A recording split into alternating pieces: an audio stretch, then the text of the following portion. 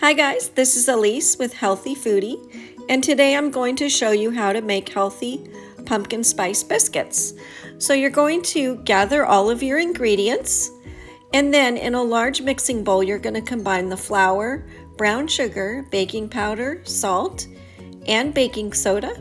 You could add the optional spices at this time like cinnamon or cloves, and then you're going to cut half cup of the cold butter into small cubes. Then cut the butter into the dry ingredients until the mixture resembles coarse crumbs.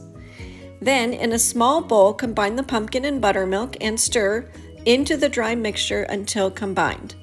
Roll the dough out on a well-floured surface to 1 inch in thickness and use a 2.5-inch biscuit cutter to cut out 6 round biscuits.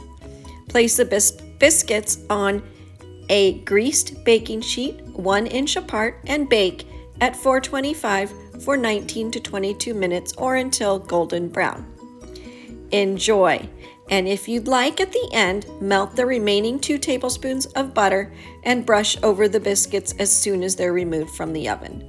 Serve the biscuits warm and enjoy.